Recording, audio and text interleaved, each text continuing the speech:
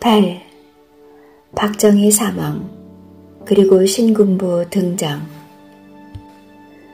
김대중이 동교동 집으로 돌아온 지 얼마 되지 않아 50여 명이 넘는 기자들이 집으로 찾아왔다. 기자회견은 새벽 2시 반이 넘어서야 끝이 났다. 김대중은 설명을 하다가 감정이 복받쳐 눈물을 흘렸다. 김대중이 살아난 것은 미국의 도움 때문이었다. 미국 CIA가 정보를 알아내고 곧 주한미 대사 하비브에게 알렸다. 하비브는 김대중을 살리기 위해 사방으로 뛰어다녔던 것이다. 김대중 납치 사건의 배후에는 이라크의 중앙정보부가 있었다. 어찌됐든 김대중은 또 한 번 살아난 것이다. 김대중이 돌아온 다음 날 정치권의 박순천 여사, 이태영 여사, 정일영 의원 등이 찾아왔고 또 마포경찰서장이 찾아왔다. 마포경찰서장이 찾아온 이후로 바리게이트가 쳐지고 기자들의 출입이 금지되었다. 김대중의 가택연금이 시작된 것이었다. 경찰은 김대중의 집에 상주하기 시작했다. 그날 이후로 언론에서는 김대중 납치 사건의 기사가 나오지 않게 되었다. 박정희 정부가 관련된 것 같다는 기사로 인하여 일본 요미우리 신문의 한국지국이 폐쇄되었다. 그 후 김대중 납치 사건으로 인하여 한일 간의 강요회의가 연기되었다. 한국과 일본 사이의 화해 기류가 사라진 것이다. 박정희 대통령이 일본 측에 편지를 보내고 나서야 어느 정도 화해가 되었다. 박정희는 납치 책임을 물어 이우락 중앙정보부장을 경질했다. 12월 24일 윤보선과 야당 의원 30명은 헌법 개정 청원 운동본부를 결정하여 100만 명 서명운동에 돌입했다. 박정희는 1974년 1월 8일 대통령 긴급조치 1, 2호를 선포했다. 장준화, 백규환을 비롯한 청원운동의 주역들이 구속되었다. 그들은 징역 15년형을 받았다. 74년 2월 하이도에 계신 김대중의 부친이 사망하였다. 김대중은 연금 중이라 장례식에도 참석하지 못했다. 4월이 되자 민청학년이라 불리는 전국 민주청년 학생총연맹이 4월 3일 골개하자는 계획을 세웠으나 중간에 탄로가 났다. 서울대 교정에는 사법경찰들로 가득했다. 학생들은 구호를 외치다 전원 연행되었다. 박정희는 그날 밤에 긴급조치 4호를 선포한다. 민청학년 관련 활동 금지와 위반할 경우 영장 없이 체포 및 구속을 할 수 있고 군법회의에서 재판을 받도록 한 것이다. 형량도 높았고 긴급조치를 위반한 학생이 소속된 학교는 폐교가 가능한 법이었다. 1974년 4월 신민당 총재인 유진산이 암으로 사망했다. 김대중은 유진산이 죽기 전에 만나 서로 화해했다. 5월 27일 비상군법회의 검찰부는 민청학년 사건을 국가반란 기도 등이 국내 반정부 세력과 결탁하여 유혈폭력혁명을 통해 정부를 전복시키고 공산정권을 수립하려는 계획을 세웠다는 것이 그 내용이었다. 관련자들은 전부 고문을 당했다. 1024명을 용의자로 지목하고 253명을 군법회의에 송치, 인혁당 관계자 8명에 사형 선고를 내렸다. 민청학년 주모자 6명에게도 사형을 내렸다. 김지하는 무기징역, 김동길 교수, 지학순 주교, 박형규 목사도 중형을 선고받았다. 그들의 번호를 맡은 것은 강신옥이었다.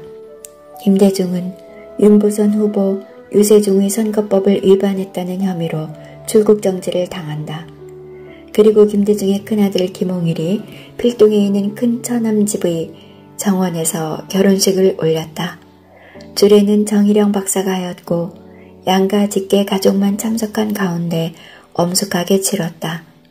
김구주석의 경호대장을 지낸 윤경빈 선생의 딸이었다. 김홍일은 공군 중위로 복무 중이었다. 그날 장충체육관에서는 유경수 여사가 문세경의 총에 맞아 숨지는 사태가 벌어졌다. 제1교포였던 문세경의 저격으로 정부는 일본 정부의 사죄를 요구하였다. 이 사건으로 인하여 김대중 납치 사건은 현안에서 밀려나게 되었다. 박정희 대통령은 유신헌법의 찬반 투표를 제안했다. 1975년 2월 12일 국민투표를 시행하였다. 김대중은 국민투표 거부의 날로 선포하고 명동성당에서 금식기도를 했다. 성명을 발표한 후 세계 유수 언론사들과 인터뷰를 했다. 19.8%의 투표율에 73.1%가 찬성했다는 공식 발표를 하였고 긴급조치로 구속된 사람들을 석방했다. 4월에 사망한 유진선 총재의 후임으로 총재를 뽑는 전당대회가 8월 23일에 열렸다. 김대중은 연금 중이라 나설 수 없었으니 김영삼 의원을 총재로 뽑는 것을 건의하였다. 당시 김영삼은 상도동계, 김대중은 동교동계로 신민당 내부의 커다란 양대 산맥과 같은 계파를 가지고 있었다. 결국 김영삼은 당 총재로 선출되었다. 그리고 유신헌법의 개정과 정치범 석방 그리고 김대중의 출국 보장을 목표로 활동을 시작하였다. 4월 7일 고려대에서는 유신헌법 철폐를 요구하는 시위가 열렸고 박정희는 긴급조치 7호를 선포하여 고려대에 휴교령을 내렸다. 1975년 4월 30일 베트남 전쟁이 막을 내렸다. 박정희 정권에게는 큰 충격이었을 것이다. 1975년 5월 13일 박정희 대통령은 긴급조치 9호를 선포했다. 유신헌법의 폐기를 주장하거나 선동하는 행위를 일체 금지했다. 학생들의 집회와 시위 정치 투쟁이 금지되었다. 국회의원이 면책 특권도 박탈하였다. 언론의 자유가 사라진 것이었다. 8월 17일에는 장준하 선생의 의문의 죽음을 당했다. 보천 약사본 계곡에서 사체로 발견된 것이었다. 독재는 국민들 사이로 파고들었다. 경찰들은 장발 단속을 했고 스커트 길이가 짧으면 잡아갔다. 노랫말을 검열하여 금지 가요를 선정하였다. 1976년 3월 1일 김대중은 명동성당에서 미사를 마치고 제야 인사들을 모아 구국선언을 발표하였다. 이우정 교수가 민주구국선언서를 낭독한다. 민주주의 만세. 미사가 끝나고 명동성당에서 촛불 시위를 벌였다. 구국선언에 참여하였던 이들이 기소되었다. 김대중은 3월 8일 새벽에 끌려갔다. 그리고 서대문 구치소에 수감되었다. 첫 공판은 5월 4일에 열렸다. 가족들의 방청은 허용되지 않았다. 공판 날이면 가족들이 모여 항의 시위를 했고 정부 당국은 차에 실어 서울 외곽지역으로 실어 날랐다. 김대중은 1심에서 징역 8년, 항소심에서 징역 5년을 선고받았다. 1977년 3월 22일 대법원이 상고를 기각하여 징역 5년이 확정되었고 나머지 18명의 상고가 모두 기각되었다. 1977년 4월 14일 그는 진주교도소로 이감되었다. 김대중은 특별격리되어 독방에 갇혔다. 교도관들이 필요 이상으로 간섭을 하기에 김대중은 항의 표시로 단식을 시작했다. 단식은 6일 만에 끝이 났다. 김대중은 교도소 안에서 독서를 하며 지냈다. 아내 이희호는 한 달에 한 번 면회를 올 수 있었는데 손수 털옷과 털 장갑을 짜서 넣어주었다. 1977년 12월 19일 서울대병원으로 이감되었다. 다른 구속된 사람들은 모두 석방되었다. 김대중 혼자만 병원에 갇힌 것이다. 김대중이 갇힌 특별 감옥은 201호실이었다. 햇빛도 볼 수 없고 병실에는 24시간 불을 켜놓았다. 면회도 자유롭지 못했고 운동은커녕 편지도 쓰지 못하게 되어 있었다. 김대중은 법무장관에게 교도소로 보내달라고 탄원서를 우편으로 보낸 이후에 단식에 돌입했다. 제발 교도소로 보내달라고 말해다. 김대중이 단식을 시작했다는 소식이 전해지자 사람들이 연일 집회가 열렸다. 9월 7일부터 시작한 단식은 9월 22일 중단했다. 1978년 12월 27일 박정희가 9대 대통령에 취임이 되자 특별사면으로 형 집행정지를 내렸다. 2년 10개월 만에 집에 돌아온 것이다. 박정희 대통령 취임 특별사면 1호로 석방되었다. 1979년 3월 1일 민주주의와 민족통일을 위한 국민연합이 결성되었다. 윤보선, 함석헌, 문익환 목사 등이 참여하였고 김대중은 공동의장으로 초대되었다. 신민당 전당대회가 1979년 5월 30일에 열렸다. 김대중은 박영록, 김재광, 조윤영 등을 불러 김영삼을 지지하도록 당부했다. 당시 대결은 신민당의 당수인 이철승 그리고 김영삼과 이기택이었다. 김영삼과 김대중은 라이벌 관계였으나 이번 전당대회만큼은 김영삼을 전폭적으로 지지하고 있었다. 1차 투표는 3명 모두 과반을 넘기지 못했다. 이철승이 총재가 될 것을 두려워한 김대중은 이기택에게 사퇴를 하고 김영삼 지지를 선언하라는 메모를 전달한다. 이기택은 김대중의 뜻대로 김영삼을 지지하고 사퇴하였다. 그럼에도 김영삼은 이철승과 초접전의 양상을 벌였다. 결국 11표 차이로 승리하였다.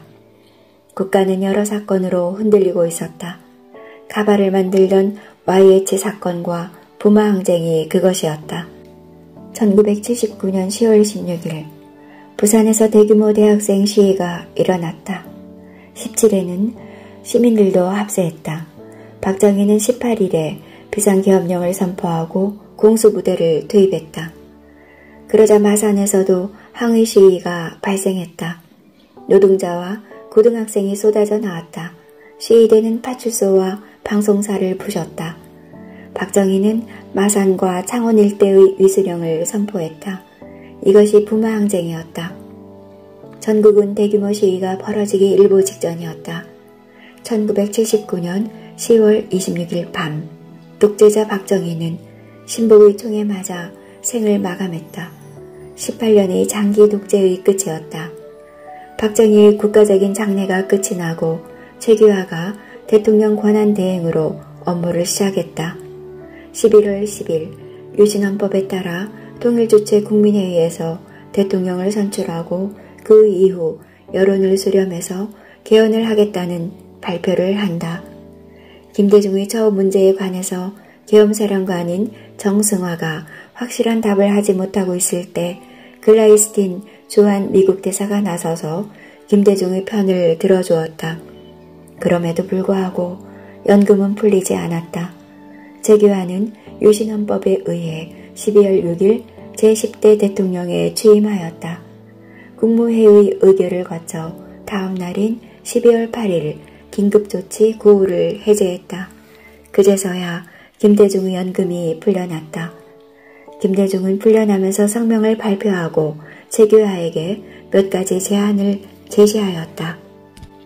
첫째로 모든 정치범의 석방과 복권, 둘째로 개헌 및 선거 실시, 셋째 거국 중립내각 구성, 넷째 계엄령 조속 해제, 다섯째 과도정부의 민의 수렴 합의체 구성이었다.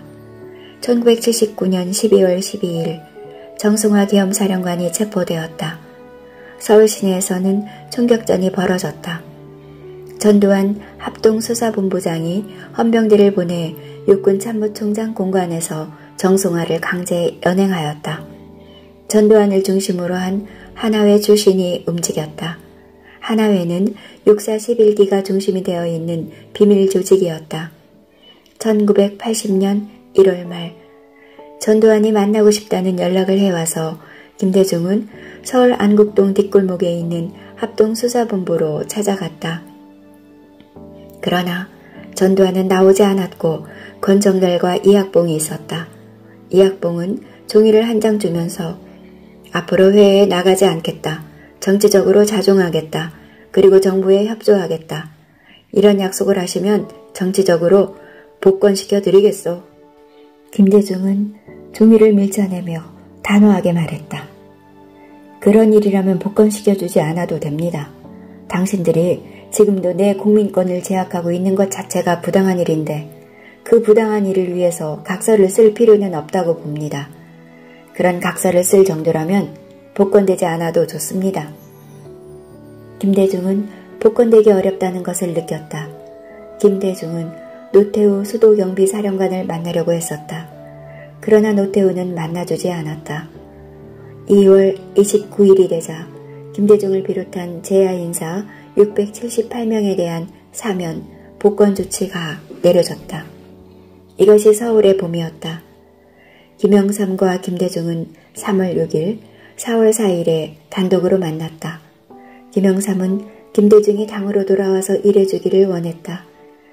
그러나 4월 7일 김대중은 신민당 입당을 포기하는 성명을 발표했다. 4월 14일 전두환 합동수사본부장 겸 보안사령관은 중앙정보부장 서리를 추가로 겸직했다.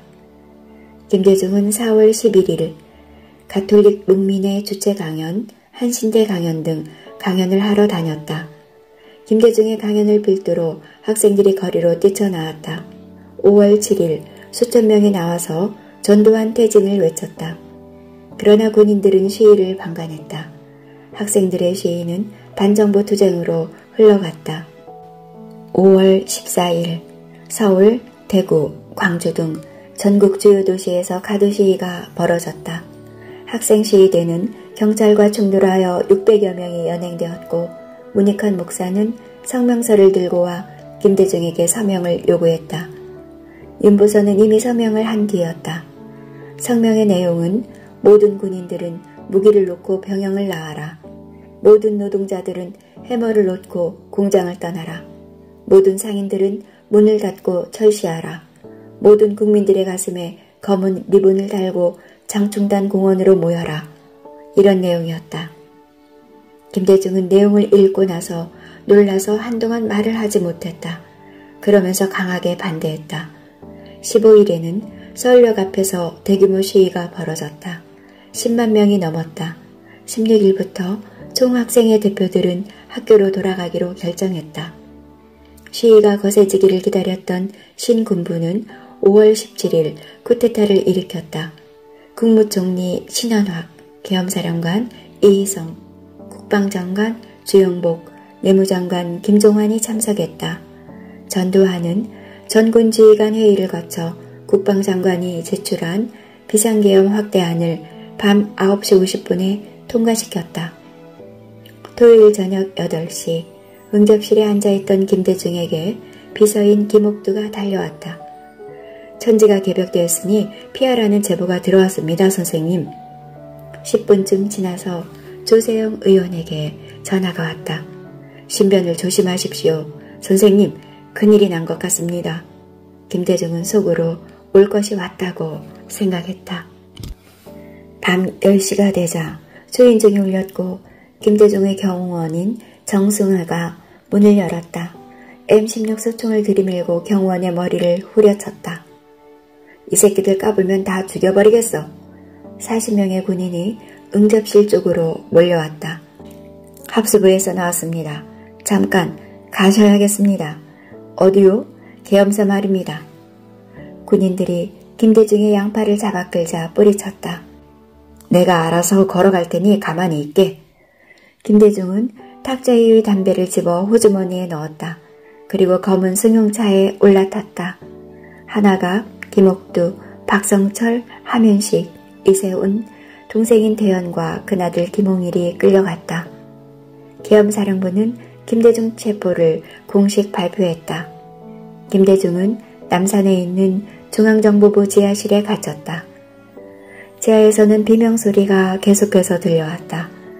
광주에서 큰 사건이 난 것을 아시오? 모릅니다.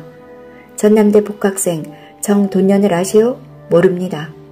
500만 원을 주고 반정부 운동을 시켰잖아요. 그런 일이 없소. 5월 18일부터 27일까지 열흘 동안 광주에서는 사륙이 벌어졌다.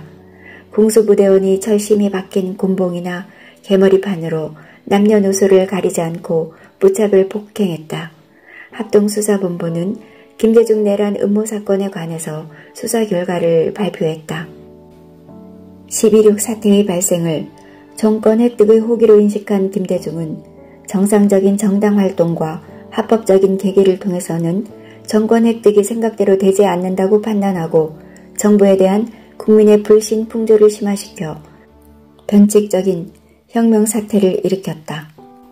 한 번에 정권을 손안에 넣을 수 있는 계기를 조성하는 것에 목표를 두고 추종 세력과 사조직들이 목표 달성에 총투입하는 전술에 몰두한 것이다.